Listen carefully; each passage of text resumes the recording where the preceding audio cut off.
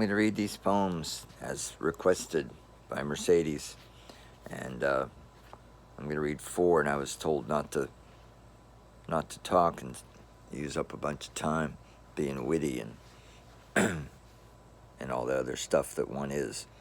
And I'm also not going to show my whole face because I have no ego at all.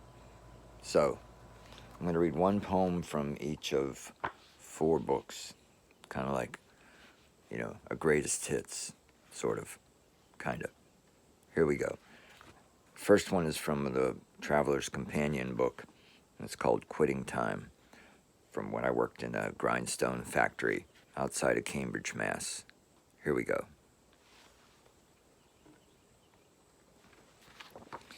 Quitting Time. Every afternoon as Jimmy lit the foundry ovens and they began to roar, I was scared they'd blow and carry me on a river of fire over the graying city.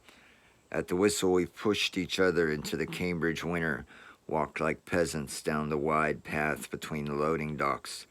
In our hearts, the day ground mercifully into dust.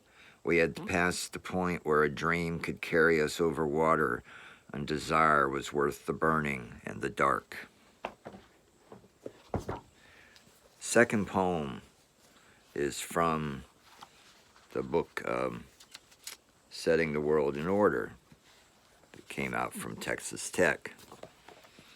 The poem itself was in the Georgia Review, come to think of it. It's called Meditation on Today's Limit of Pleasure. Sometimes the cicadas come riding in wild and grow loud in the trees, like a ride that surges every few seconds. We could call it a cycle of cicada song, rising from the creek, rattling the hardwood leaves and roaring into the loblollies until they seem to take off, each one a jet engine on full, flying into the sun and a universe that hovers in the blue tomorrow the promise early October makes. I want to be the man, the god, the recording engineer who sits far off in the lost bower of harmonics, turning the knob-marked cicada, turning it past 4, past 5, to 7 and 8, and then backing off. Somewhere in my heart, the hint of mercy saying, we can't stand anymore. This song, this sun, this blue, these cicadas.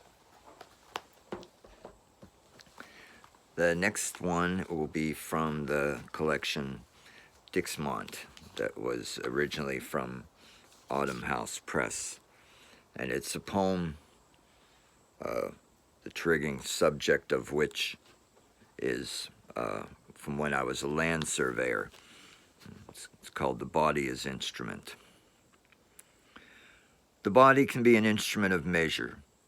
You stand with legs spread firm on the earth and stretch your arms out to your sides, true and straight. You sight down each arm, your body forming the 180-degree line. Then you bring your arms together in front of your nose, sight that line to the next horizon, and there's the right angle you walk. Why? Maybe you're looking for something, maybe plotting or plodding the boundary of a field, or more boring, the corner of a lot that will be like the lot, like the lot, like the lot next to it. And white 3-bedroom houses will sprout here, and palm trees will be set here, propped up by sticks.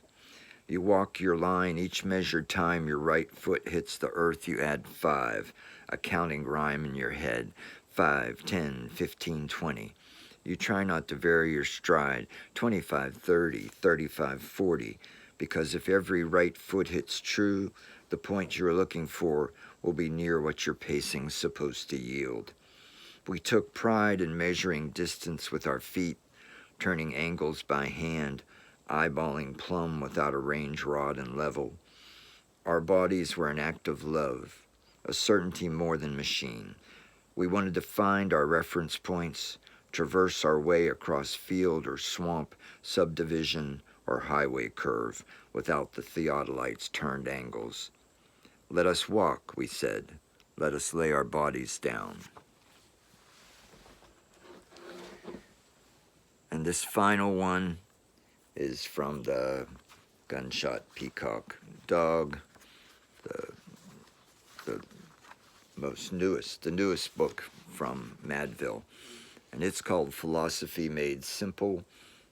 It's for my good friend Guy Labida from when we were graduate students together at the University of Wyoming in Laramie, and we invented a philosophy, or at least one line. No matter what, you have to do something next. So this poem's called Philosophy Made Simple. We were younger. Our mantra, no matter what, you have to do something next. And we borrowed, you do what you must do, and you do it well. We were naive and didn't know enough of loss and sorrow. We didn't know about being broken, about wind and shattered windows, dead children, fallow fields.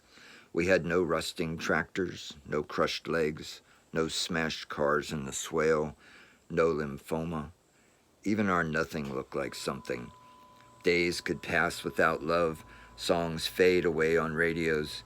We lived as if blessed, steam baths, coffee, beer, meat pies, and ball games in the student union. It was easy to be fulfilled. Something always happened next, and we did not look far enough into the dark to fear its coming.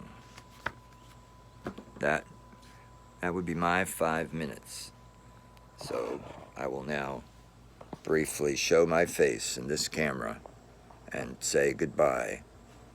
And before I do, show everybody Jasper the dog as he licks himself.